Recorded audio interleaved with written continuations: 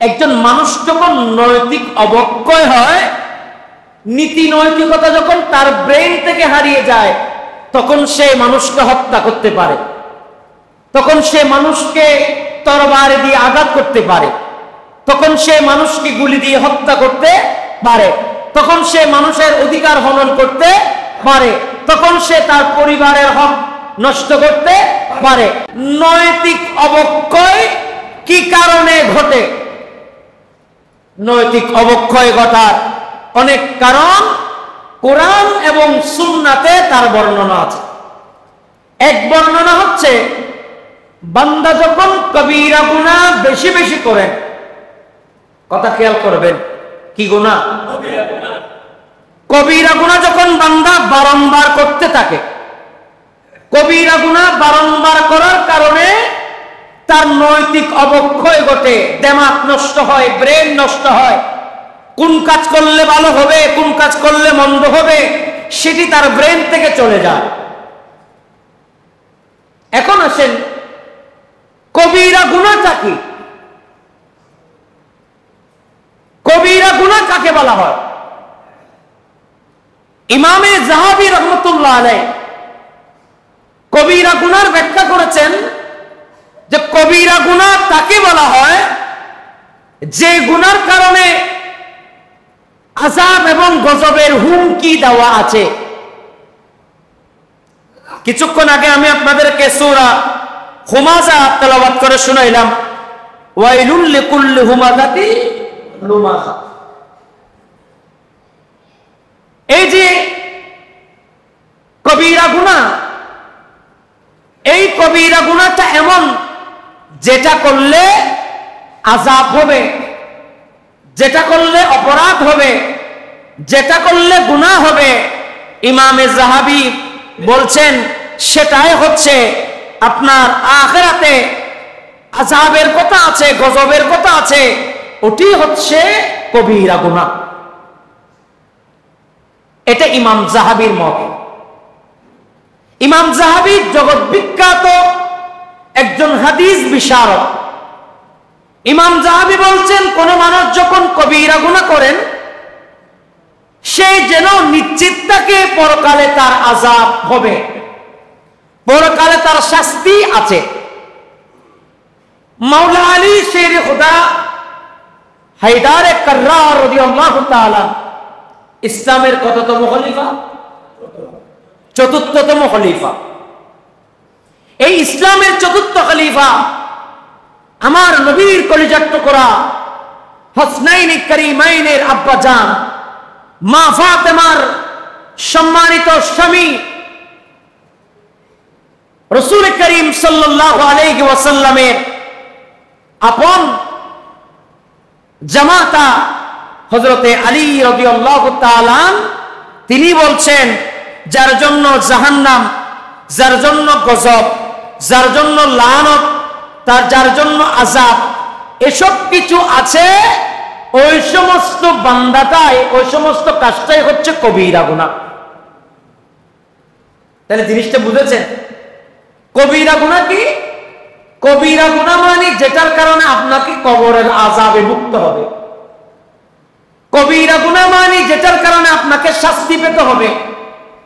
কবিরা গুনাহ মানে যেটার কারণে আপনাকে লানত পেতে হবে।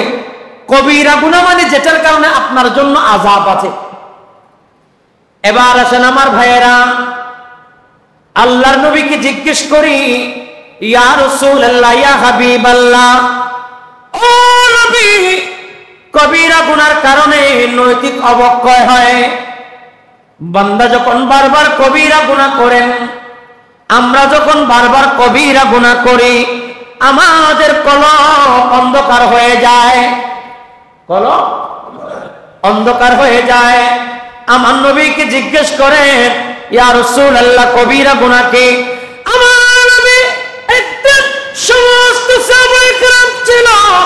আল্লাহর নবী বলেন, আলা উনাব্বিউকুম বিআকবারিল কাবায়ের, আমি কি তোমাদেরকে বলবো না কবিরা গুনাহ কি? সুবহানাল্লাহ। আমরা ছিলাম কোথায়? কবিরা গুনার মধ্যে। ইমাম জাহাবি কবিরা গুনার ব্যাপারে বলেছেন, মৌলা আলী শের খুদা কবিরা গুনার ব্যাপারে বলেছেন। এবার আমার নবী সাহাবায়ে কেরামকে ডেকে বলছে, আলা উনাব্বিউকুম বিআকবারিল কাবায়ের, আমি কি তোমাদেরকে ওই মেসেজ পৌঁছাবো না যেটা সবচেয়ে বড় কবিরা গুনাহ, যেটা সবচেয়ে বড় গুনাহ? সাহাবায়ে কেরাম বলেন, ইয়া রাসূলুল্লাহ, অবশ্যই বলবেন, আপনি যদি না বলেন আমরা জানবো কোত্থেকে? আমার নবী বলেন, কবিরা গুনার ভিতরে এক নাম্বার কবিরা গুনাহ হচ্ছে ক্বালা আশ-শিরকু বিল্লাহ, আল্লাহর সাথে শরীক করা, আল্লাহর সমকক্ষ কাউকে মনে করা, এটা হচ্ছে বড় কবিরা গুনাহ। এটা হচ্ছে বড় কবিরা গুনাহ। শুধু আল্লাহর সাথে সমকক্ষ করা মানে অমুক বান্দা দিতে পারে, অমুক দিতে পারে, তমুক দিতে পারে, ওসিলাই দিতে পারে, এটা ঠিক আছে, কিন্তু ডাইরেক্টলি বলাটা এটা অনেক সময় শিরকতের মধ্যে পড়ে যায়। এজন্য আল্লাহর নবী বলেছেন আশ-শিরকু বিল্লাহ, আল্লাহর শিরিক করা এটা হচ্ছে কি গুনাহ? কবিরা গুনাহ।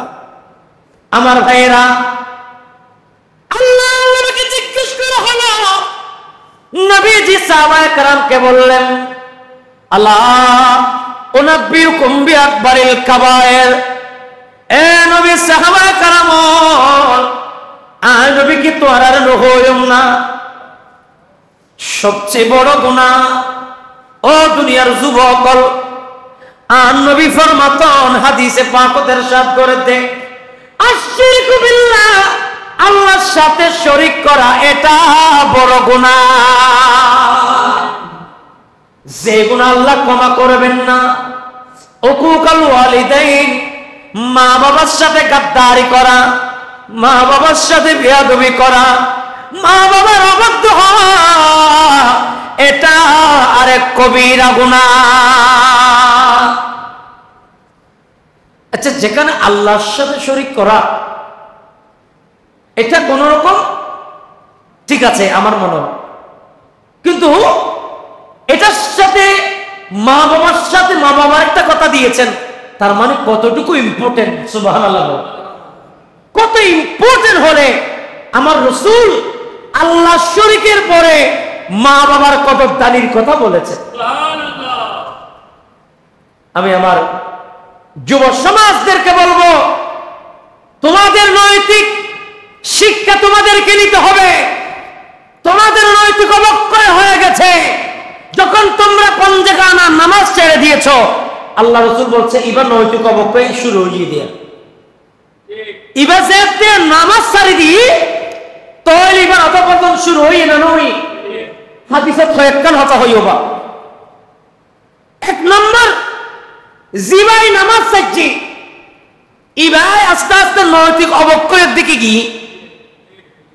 দুই নম্বর, যিনি নিজেকে অসহায় ভাববে না সে ব্যক্তি নৈতিক অবক্ষয়ের মধ্যে চলে গেছে, মানে নিজেকে হাম বড় আমি বড় এই ভাব যিনি নেবেন তিনি নৈতিক অবক্ষয় হারিয়ে ফেলেছেন।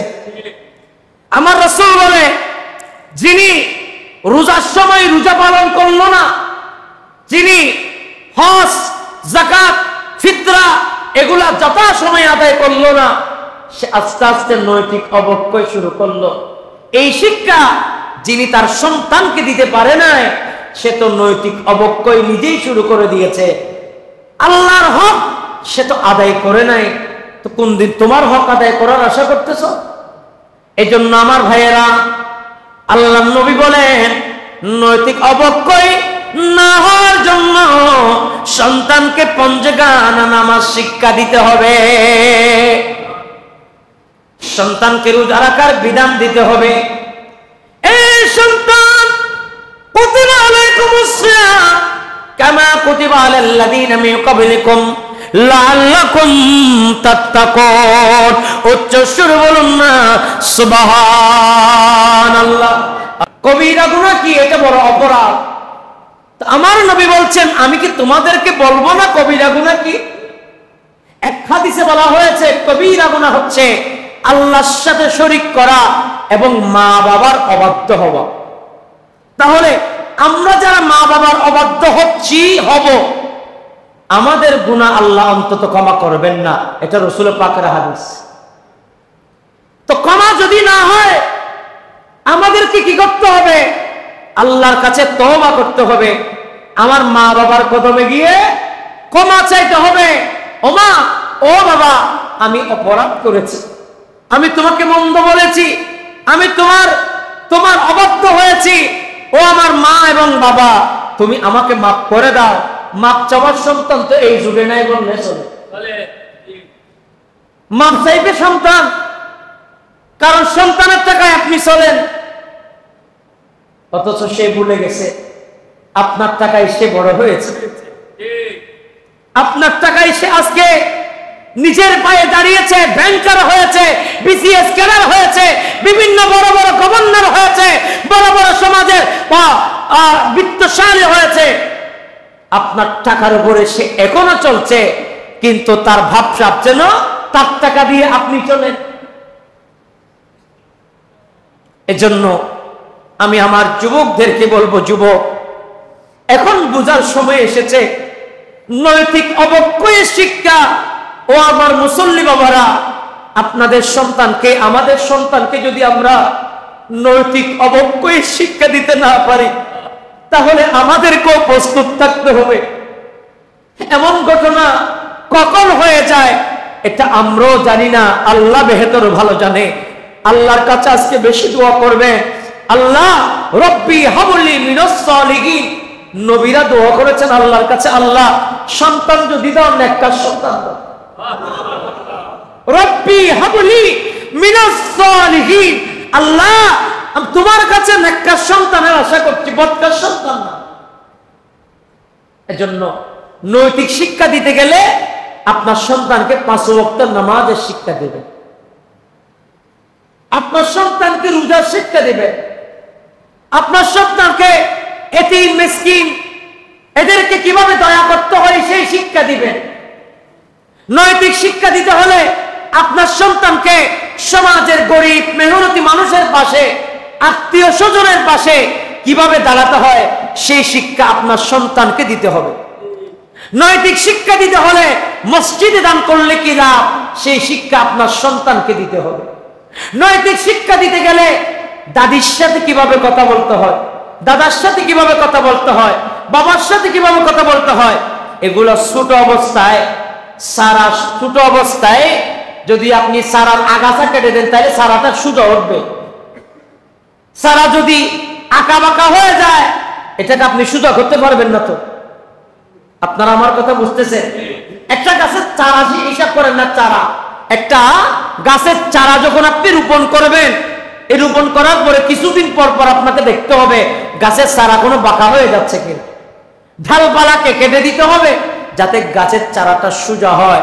আর গাছের চারা যদি কোনো কারণে বাঁকা হয়ে যাওয়ার পরে শাসন করে, এই যে মাটাকে মারলো, বাঁকা হয়ে যাওয়ার পরে শাসন করার চেষ্টা করেছিল, ছেলেটা একটা মেয়ের ফাঁদে পড়েছে। মায়ের দরকার ছিল, বাবার দরকার ছিল, সে যখন যাচ্ছে তার যাওয়া আসার মধ্যে একটা সিকিউরিটি দেওয়া দরকার ছিল, তার মোবাইল কিছুদিন পর পর চেক করার দরকার ছিল, তার ব্যবসা বুঝার দরকার ছিল। এখন তো সে হাত লেগে চলে গেছে। দেখেন, একজন মেয়ের ফাঁদে পড়ে নিজের মাকে দুনিয়া থেকে বিদায় দিয়েছে, অথচ মায়ের কদমের নিচে তার জান্নাত। যেই মায়ের কদমের নিচে জান্নাত, আজ নৈতিক অবক্ষয়ের কারণে সেই মাকে গলা টিপে হত্যা করলো। আর বেপরদা নারী, যার সাথে কোনো তার কথা বলার অধিকার নাই, তার কথা বলা এটাও কবিরা গুনাহ। এটা কি গুনাহ? এখনো কি তার সাথে কোনো কাবিননামা হয়েছে? হয় নাই। এই নৈতিক শিক্ষা আমরা যথাযথভাবে দিতে না পারার কারণে আমরা মাঝে মধ্যে সন্তান যখন কঠিন অবস্থায় চলে যায়, মনে করেন আর একটা জিনিস আমাদের মধ্যে ভুল আছে। এটা কি? এটা হচ্ছে যে ছাত্ররা যখন পরীক্ষার মধ্যে খারাপ করে, ফ্রিজের পানির মতো ঠান্ডা হয়ে যাবে। ফ্রিজের পানি কোনো দরকার নাই। এই যুগ যে যুগ চলতেছে, আপনি যদি দুইটা কথা বলতে যান গলা ফাঁসি হাই মরে যাবে, দরকার নাই তো। যেটা যেদিকে যান তাকে আস্তে আস্তে সুকৌশলে তাকে বুঝাতে হবে, যেদিন খারাপ করেছে এ তোরা আইলে হারিয়ে ফেলে, তোমাকে আমি করে ঢুকাবো না। ধমক যে আপনি দেবেন, ধমকটার নামার মতো সেই ক্যাপাসিটি তার থাকতে হবে। এখন তো আমাদের পরিবেশে আমরা আমাদের সন্তানকে যেভাবে বড় করেছি, সে তো এটা মেনে নিতে পারতেছে না। কারণ আমার মা বাবা আমাকে ভুল বুঝতেছে বলে সে অন্যদিকে চলে যাচ্ছে, ডিবেট হচ্ছে। সে কারণে আমি আপনাদের খেদমতে আরজ রাখবো, নৈতিক অবক্ষয় কেউ যদি ঘটে যায়, এই যে মনে করেন আমি এক্সাম্পল, একজন মানুষ মানে ইয়াবার মধ্যে লিপ্ত হয়ে গেছে একটা সন্তান, এখন ইয়াবাই লিপ্ত হয়ে গেছে সন্তানকে আপনি যদি 144 ধারা জারি করেন, কালকে থেকে তুমি খাইতে পারবা না, এটা না। আপনাকে বের করতে হবে সে কার কার সাথে মিশে, কার কথা শুনে, কিভাবে হলে তার এটাকে বন্ধ করা যায়, কৌশল, হিকমত। উদউ ইলা সাবিলি রাব্বিকা বিল হিকমা, হিকমত বের করতে হবে আপনাকে। এজন্য আমি একজন ওলির কথা বলি, আমিরুজ্জামান শাহ রহমাতুল্লাহ আলাইহি, পটিয়াজার দরবার। তো উনার দরবারে একজন মুরিদান গেলেন, হুজুর আমি মদ খাই, কিন্তু আমি আপনার হাতে বায়াত হতে চাই। তো হুজুর বললেন, তুমি মদ খাও এটা তোমার ব্যাপার, কিন্তু একটা কথা মনে রাখবা, আমার সামনে আমি তোমার যেহেতু ফির, আমার সামনে খাইলে তো এটা তো বিয়াদবি হবে না, হুজুর বিয়াদবি আমি খাবো না। তাহলে তুমি এই কথা আমার সাথে একমত, তো তুমি কোনো আমার সামনে এ ধরনের কাজ করবা না, হুজুর করবো না। তাহলে আমার হাতে বায়াত করার। তো বায়াত করানোর পরে আল্লাহর ওলিরা তো অনেক সময় মারফতের ব্যাপার, অনেক সময় মারফতিভাবে বেলায়েতিভাবে দেখা দিতে পারেন, এটা অসম্ভব কিছু নয়। আল্লাহর ওলিদের কারামত সত্য, কারামতুল আউলিয়াই হক। তো তিনি যখন মদ খেতে গেলেন আমিরুল আউলিয়া রাহমাতুল্লাহ আলাইহি, সেখানে ওনার সূরত নিয়ে পাশ দিয়ে হেঁটে যাচ্ছেন আমিরুল আউলিয়া, অথচ আমিরুল আউলিয়া দরবারে, কিন্তু উনার সূরত উনার মতো শেকেল পাশ দিয়ে হেঁটে যাচ্ছেন। এই বান্দা যিনি বায়াত হয়েছিলেন তিনি শর্মিন্দা হয়ে গেলেন। তিনি বলছেন, আমার হুজুর তো পাশ দিয়ে হেঁটে যাচ্ছে, আমি তো কখনোই এটা খেতে পারি না। তখন সেদিন থেকে তিনি শপথ গ্রহণ করলেন, যেখানে গোপনে পর্যন্ত আমি এটা খেতে পারতেছি না, তাহলে এটা আমার জন্য আর হবে না, এটা আমার জন্য, আমি তো গভীর রুমে যেখানে কেউ নাই, এখানে পর্যন্ত কোনো না কোনো ভাবে আমাকে তদারকি করা হচ্ছে, তার মানে এটা আমার না খেলে ভালো হয়। সেদিন থেকে তিনি সিদ্ধান্ত নিয়েছেন। আর আমিরুল আউলিয়ার কদমে এসে বলেছেন, হুজুর আমি আর খাবো না। হুজুর বলে, কি খাবে না? বলে, হুজুর আমি খাবো না। কি খাবে না? বলে, এই যে কালকে আপনি জামার সাথে দেখা করেছেন। হুজুর মুস্কি মুস্কি হাসতেছে, এটা তো বেলায়েতি ব্যাপার, কথা বলেন ঠিক কিনা? এভাবে আমাদেরকে হিকমতান, আমাদের ছেলে সন্তান, আমাদের মা বাবা, আমাদের বোন, এখানে শুধু ছেলে সন্তান অবাধ্য হবে তা না। আপনার ঘরে 5 জন সদস্য, কয়জন সদস্যকে আমার ঘরে 5 জন সদস্য, কয়জন সদস্যকে আমি আমার আওতায় রাখতে পেরেছি। সমাজ গড়ে যদি 5 জন ছেলে, 505 ধরনের। আমার কথা কি সমাজে বাস্তবে দেখা যায় কি যায় না? 505 ধরনের। একটা বলে এদিকে, আরেকটা বলে ওদিকে, আরেকটা বলে ওদিকে। মা বাবা কি করবে? নিরপরাধ, নিষ্পাপ, বেচারা, কিছু করার নেই, চাই থাকে এরকম করে ফেঁসার মতো। যেদিন থেকে ছেলে পেলে বড় হয়েছে, এদিন থেকে মা বাপ ফেঁসা হয়ে গেছে। খেয়াল করে দেখি না, হাও বলে না, নাও বলে না। আল্লাহ আমাদের মা বাবাদেরকে ধৈর্য ধারণ করার তৌফিক দিন। বলছিলাম, নৈতিক অবক্ষয় রোধ করতে হলে আমাদেরকে নামাজের শিক্ষা দিতে হবে, তাদেরকে এই যে ইসলামী শিক্ষায় সুশিক্ষিত করতে হবে। তবে নৈতিক শিক্ষা দিতে গিয়ে আমরা যাতে দেরি করে না ফেলি, আমরা যাতে দেরি করে না ফেলি।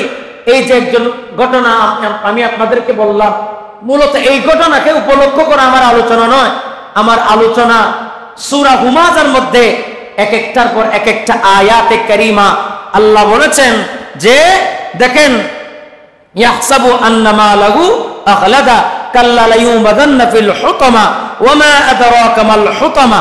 আল্লাহু আকবার। আল্লাহ এখানে বলে দিয়েছেন, তোমরা কি জানো ওয়া মা আদরাকা মাল হুতামা, তোমরা কি জানো হুতামা কি? হুতামা হচ্ছে ওই জাহান্নামের কঠিন আযাব, যে আযাব আমাদেরকে ভোগ করতে হবে।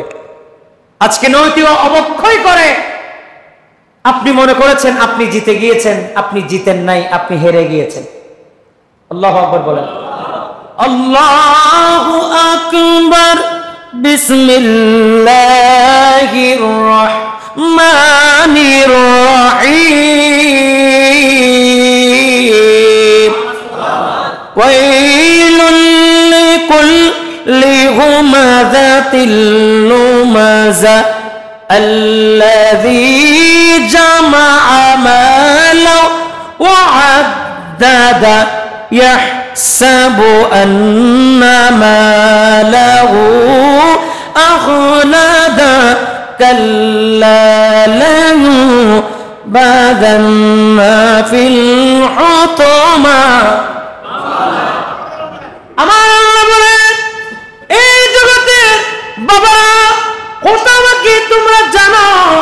হুতামা সম্পর্কে তোমাদের ধারণা রাখতে হবে। এই হুতামা এটা এমন একটা হুতামা যে হুতামার ব্যাপারে কিতাবের মধ্যে এসেছে, এটা এমন হুতামা সে কি এই কথা মনে করেন তাকে সম্পদ পৃথিবীতে চিরকাল লাগবে এবং কখনোই না সে অবশ্যই হুতামার মধ্যে নিক্ষিপ্ত হবে। যে সম্পদ সে অর্জন করেছিল, রেখেছিল, সেই সম্পদ কখনোই হুতামা থেকে অর্থাৎ জাহান্নামের আযাব থেকে বাঁচাতে পারবে। তাহলে এটা কেন করছি আমরা? হ্যাঁ, কেন করছি এটা বললে বলো হুজুর এটা কি শুধু আমরা জমাই? হুজুরের একই টাকা জমাই না? এই প্রশ্ন আসি যাবে। তখন প্রশ্নের উত্তর এভাবেই হবে, টাকা জমানোর নিষেধাজ্ঞা কোথাও নেই, কিন্তু কোরআনুল কারীমের এই আয়াতের তাফসীর আমি দেখেছি। আমার সামনে তাফসীরের কিতাবও আছে। এই আয়াতের তাফসীর করা হয়েছে আপনি সম্পদ অর্জন করতে পারবেন, কিন্তু এই সম্পদের সদকা, যাকাত, ফিতরা এগুলো কি করতে হবে? আদায় করতে হবে। এটা আদায় করে আপনি সম্পদ জমা করেন, এতে কোনো অসুবিধা নাই। রূহ মারি, শরীর মারি, আমরা যে সম্পদ নিজেদের সন্তানদের জন্য করতেছি, সব কথার মূল কথা আজকে থেকে একটা শিক্ষা নিতে হবে। এই সন্তান তো আমাদের হচ্ছে না। এই সন্তান দেখবেন মারা যাওয়ার 7 দিন পরে জায়গা সম্পত্তি ভাগ করার জন্য পাগল, 40 ফাতিহার জন্য, 15 দিন ফাতিহার জন্য পাগল না। এই সন্তান আপনার সম্পত্তি কখন দখল করে নেবে এটার জন্য পাগল। তো আমরা ওই সন্তানের জন্য করে করে নিজের দুনিয়া আখিরাতকে বরবাদ করব না। আমরা আমাদের সম্পত্তি দিয়ে, কারণ এই সম্পত্তির মাধ্যমে কিছু সওয়াব অর্জন করা যায় কি যায় না? আপনি হজ করেছেন, মনে করেন যে টাকা আপনি রেখেছেন, আল্লাহ তো আপনাকে হজ ফরজ করেছে। বহুত মানুষ আছে যে ছেলে সন্তানের দিকে দেখে হজ ফরজ হয়েছে, এটা কিন্তু সে আদায় করে নেয়। তার মানে ওই সম্পদ, যে সম্পদ জমা রাখি আল্লাহর হজ ফরজ আপনি আদায় করেন নাই, এটার কারণে আপনাকে গুনাহগার হতে হবে। মূলত এখানে এটার কথা বলা হয়েছে, মানে যে জিনিসটা আপনার উপর ফরজ হয়েছে এটা আপনি আদায় না করে রাখবেন না, এটা আদায় করে যা বাঁচে তা আমার পরিবারের জন্য। কথা কি বুঝতে পেরেছে? যাকাত দিয়ে যা আছে তা আমার পরিবারের জন্য, সদকা করে যা আছে তা আমার পরিবারের জন্য। কারণ এই সদকা করার হুকুম কার? ইন্নামাস সাদাকাতু লিল ফুকারা ওয়াল মাসাকিন। আল্লাহ বলেন সাদাকাত ফুকারা মাসাকিনদের জন্য, এটা আল্লাহর হুকুম। আল্লাহ আমাদেরকে বেশি বেশি যার যার অবস্থান থেকে যাকাত, ফিতরা, সদকা এগুলো আদায় করার তৌফিক দিন। একটা কথা আমাদের মনে রাখতে হবে, আল্লাহর ফরজ ইবাদতকে, এই টাকা, যেই টাকা আমাদেরকে আল্লাহ দিয়েছেন, এই সম্পত্তি আমাদেরকে দিয়েছেন, আমরা আল্লাহর ফরজগুলো আদায় করার পরে যা বাঁচবে সেটি আমার পরিবারের, কিন্তু সেটি আদায় না করে আমরা কখনো পরিবারের জন্য রাখতে পারি না। এটা আমার আল্লাহর শিক্ষাও নয়। আল্লাহ আমাদেরকে বোঝার তৌফিক দিক। আর একটু জোরে বলেন না। তো নৈতিক অবক্ষয়, নৈতিক অবক্ষয়ের আলোচনা এখন জরুরি হয়ে গেছে, আমি মনে করি কাজা হয়ে গেছে। এজন্য আপনারা আপনাদের ছেলেদেরকে যেখানেই পড়ান, মাদ্রাসায় পড়ান, কলেজে পড়ান, যেখানেই পড়ান, অন্তত নৈতিক শিক্ষাটা তাকে দিয়ে দেন। কার সম্মান কতটুকু, কিভাবে চলতে হবে, কিভাবে ফিরতে হবে, এই শিক্ষাগুলো আমাদেরকে সন্তানদেরকে দিতে হবে। এবং এই সন্তান আল্লাহ বেহতর ভালো জানে, যে মায়ের কদমের নিচে জান্নাত, সেই মাকে আজ আমরা আঘাত করছি, সেই মায়ের কলিজায় আঘাত করছি, সেই মায়ের উপরে বড় বড় কথা বলছি, সেই বাবার উপরে বড় বড় কথা বলছি। এটা কখনো উচিত নয়। আল্লাহ আমাদের যুব সমাজ, তরুণ সমাজদেরকে এগুলা থেকে ফিরে আসার তৌফিক দিক। আরেকটু জোরে বলে। তাহলে নৈতিক অবক্ষয়ের কয়েকটা কারণের ভিতরে একটা কারণ বলছিলাম কি? কবিরা গুনাহ। কি গুনাহ? কবিরা গুনাহ বারবার করা যাবে না। আচ্ছা, নৈতিক অবক্ষয়ের আরেক কারণ আল্লাহ বলেন, ইন্নাস সালাতা তানহা আনিল ফাহশাই ওয়াল মুনকার। নামাজ খারাপ কাজ থেকে তোমাকে বাঁচিয়ে রাখবে। এখন সেই নামাজ আমি পড়লাম না, তো নৈতিক অবক্ষয় তো এখানে ঘটে গেছে। এই জন্য নৈতিক অবক্ষয়ের আরেকটা কারণ নামাজ পড়া। নামাজ পড়ার হুকুম কার? আল্লাযীনা ইম্মাক্কান্নাকুম ফিল আরদ আকামুস সালাত ওয়া আতুস। আল্লাহ বলেন জমিনের মধ্যে আমি তোমাকে গোড়া গোড়া, এই যে তোমার হাত অনুযায়ী এত লম্বা, এত সুন্দর চরিত্র, এত সুন্দর গঠন দিয়ে আমি তোমাকে পাঠিয়েছি। তোমার মতো আর একটা সন্তান দেখো নাই, আমার মতো নাই, তো হুজুরের মতো নাই, অমুকের মতো নাই, যে যার মতো। আলহামদুলিল্লাহ বলে। আল্লাহ কেমন মহান, যে মহান আল্লাহ সৃষ্টিতে একজন আরেকজনের মতো করেন নাই। আল্লাহ কত বড় মহান, গোটা পৃথিবীতে সৃষ্টি শুরু থেকে শেষ পর্যন্ত যা হবে, হয়েছে, হবে, সবাই এক একজন যার মতো, কেউ কারো মতো নয়। এটাই তো আল্লাহ। একটু জোরে বলুন না। সেই আল্লাহ বলছেন যে নামাজ এটিকে তোমাকে আদায় করতে হবে। নামাজ হুকুম আল্লাহ দিয়েছেন, আল্লাযীনা ইম্মাক্কান্নাকুম ফিল আরদ আকামুস সালাত ওয়া আতুজ যাকাত। তোমরা যাকাত আদায় করো, নামাজ কায়েম করো জমিনের মধ্যে।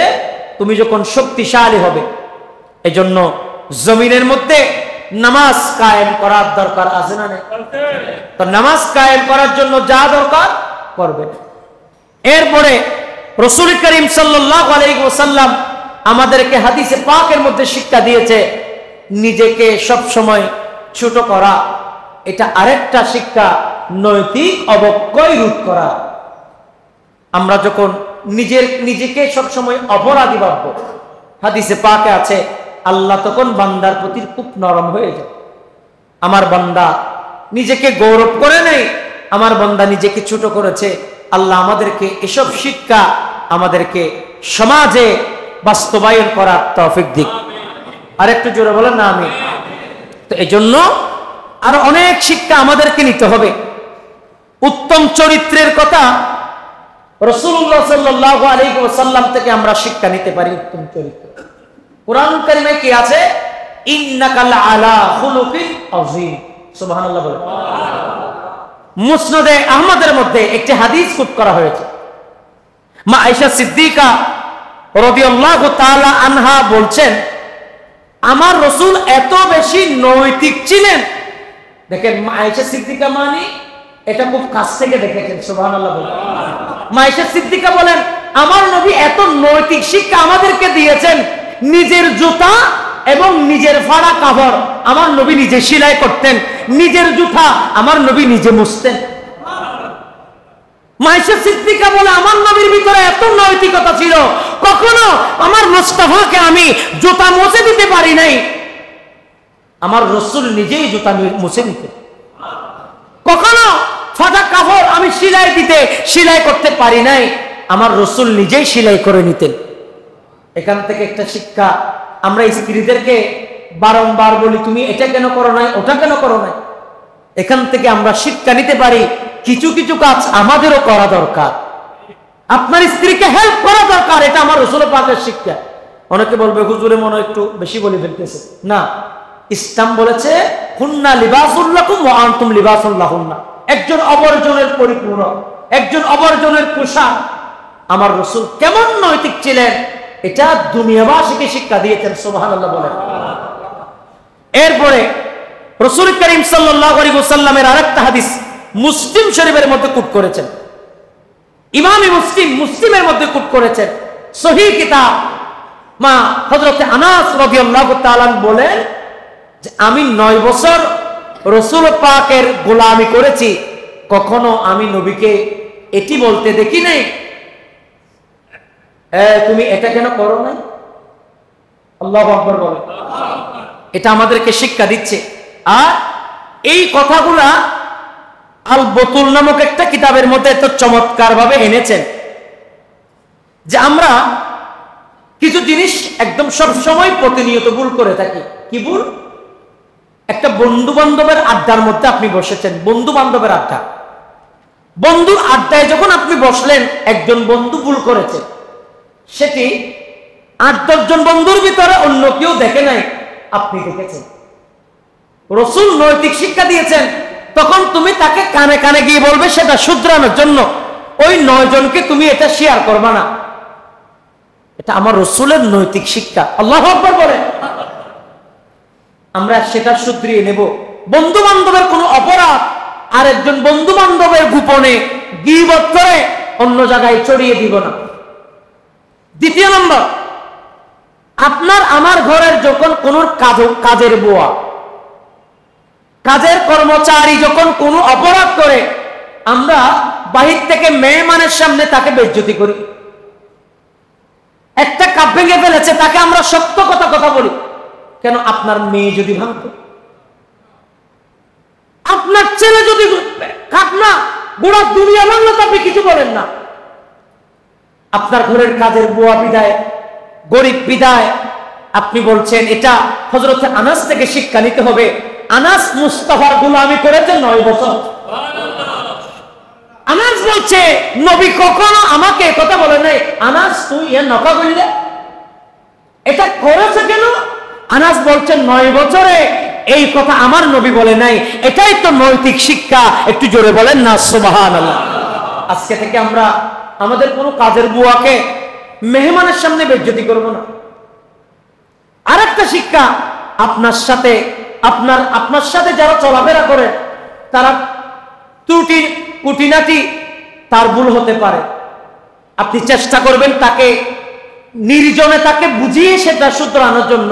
কারণ আপনি যখন 2-4-5 জন মানুষের সামনে এটা বলবেন, সে তো শুধরাবে না, বরং তার ভিতরে রাগ তৈরি হবে। এটা আমি করব না। তার ভিতরে কি তৈরি হবে? খুব তৈরি হবে, রাগ তৈরি হবে। আল্লাহ আমাদেরকে বোঝার তৌফিক দিক। আমরা ভুল করে কোনো মেয়ে বিয়ে দেওয়ার পরে যৌতুকের জিনিস 7 দিনের সময় আসার সময় দুরুস করে যদি 2টা কম হয়, ওই মানুষের সামনে আমরা বলি না দেন না করে তুই আরামাই আননি তো আর কি ফোন না বলো, কি বলে না?